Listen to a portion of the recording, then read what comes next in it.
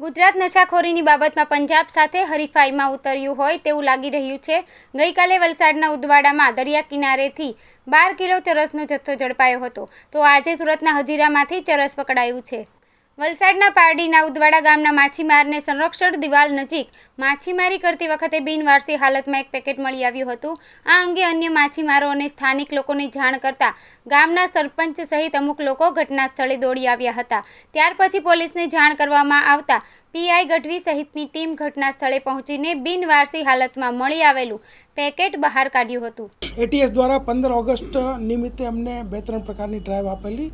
એમાં hotel checking, પછી વિવિધ સ્થળે જે શંકાસ્પદ સ્થળો છે ત્યાં ડ્રગ્સનું વેચાણ થતું હોય તો એવા સ્થળોનું ચેકિંગ તથા જે દરિયા કિનારે પણ ઘણી વખત અગાઉ ભૂતકાળમાં 2023માં અને અફઘાની ચરસ પકડાઈ તો એની ડ્રાઈવ પણ ચાલતી હતી।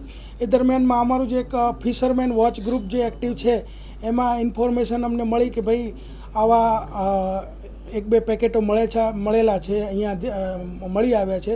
તો હજીરા મરીન અને એસઓજી બંને ત્યાં સર્ચ કરતાં અમને 3 કિલો અને 754 ગ્રામ અફઘાની ચરસ, જેની કિંમત ઇન્ટરનેશનલ ભાવ મુજબ 1,87,70,000 રૂપિયા થાય છે।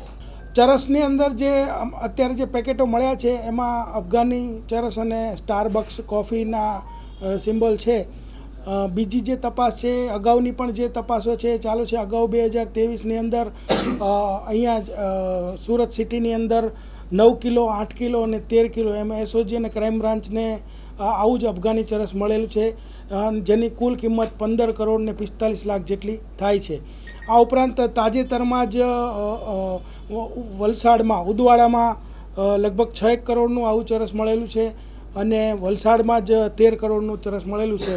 એટલે આ વ્યવસ્થિત રીતે દરિયા કિનારેથી આ ચરસ ઘુસાડવા માટે પ્રયત્ન કરવામાં આવેલું છે, પરંતુ ફિશરમેન વોચ ગ્રુપ અને જે દરિયાકાંઠે રહેતા માછીમારો એની સાથે પોલીસની સતર્કતાના કારણે આ તમામ જે ચરસનો જથ્થો છે એ પકડાઈ ગયેલો છે।